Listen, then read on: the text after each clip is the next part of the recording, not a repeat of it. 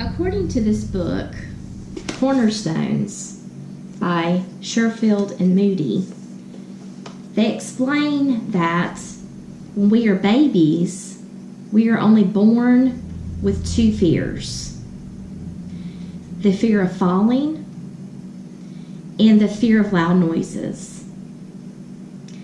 And that's so amazing, when babies grow, when they're kids and become kids, and we have to constantly, warn them about dangers. Don't run out in the street. Don't touch that hot stove. That will hurt you. Because we are born fearless. And then, as we grow into adults, we learn that we have to fight these unhealthy fears. This is a big tactic that the enemy uses with us. And last time we looked at part 1 of this series. We looked at 4 tips in how to fight fear. But how do we get to tip number 1?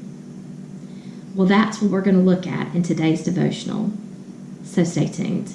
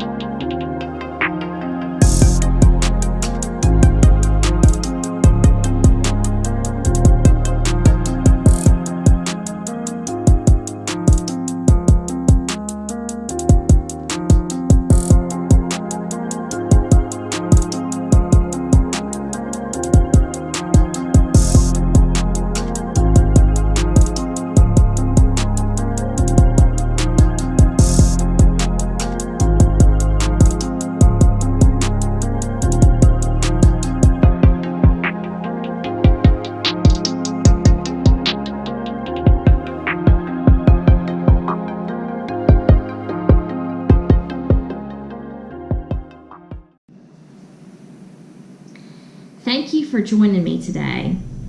Our devotional is found in 1 Samuel chapter 17, and this is the biggest fight in human history. We have this huge Philistine, Goliath, and Eliab, Abinadab, and Shammah were there that day among thousands and thousands of Israelite soldiers. And they were not able to push through their fears like their baby brother David did that day. We saw in the last devotional that David was able to push through his fears that day. And we looked at tips of how to do that. And today, I'm going to be sharing with you 3 benefits of exercising your fearless muscle, which was tip number 1 from last week's devotional. So what are the 3 benefits of exercising your fearless muscle?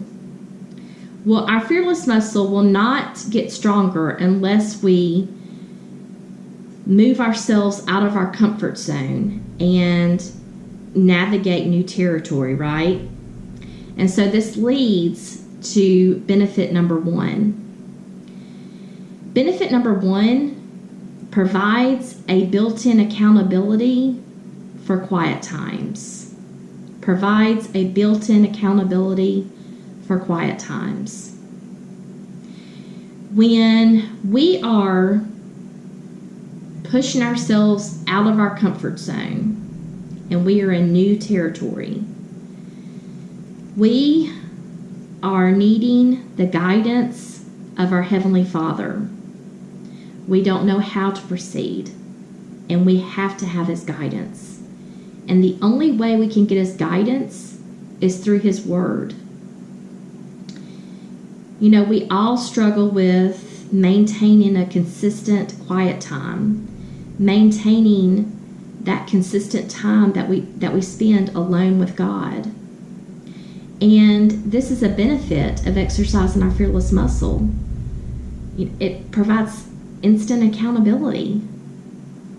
We are in a situation in which we are relying on God to get us through it, relying on God for us to push forward. And this is so exciting because as we're reading each day, He is guiding us. He is directing us. He is encouraging us to keep pushing forward. And that is huge.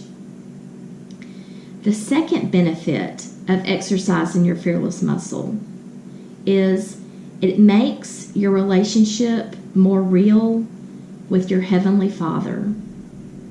It makes your relationship more real with your Heavenly Father. We don't have to wait and experience our Heavenly Father when we get to heaven. He wants us to experience Him now. He wants that daily communing with us. And when we are exercising our fearless muscle, we grow in ways that we never thought were possible. And this is so exciting because this builds our self-esteem. We are moving out of our comfort zone, and He is guiding us all along the way. And we find out that we actually have some gifting within us that we didn't even know we had. Or maybe we had it before, but it kind of went down and now it's resurfaced again. And this is so exciting. It builds our self-esteem. It builds our self-worth. We find out that we have new gifts that we didn't have before, gifts that we haven't used in a long time. This is also exciting because this actually brings us fulfillment in life. Our cup is overflowing. Just like when Jesus meets the Samaritan woman at the well, He talks about Him being the living water. And that's what you experience when you exercise your fearless muscle. It is this overwhelming fulfillment in life, contentment, that is so gratifying, and it's overflowing. The third benefit of exercising your fearless muscle is your actions empower others. Your actions empower others. After David was successful and Goliath fell to the ground, and everybody was just like, couldn't believe what they had just seen, right? And at the end of this fight, they don't go and congratulate David. You did so good. I can't believe what I just saw. No, they go and charge the enemy.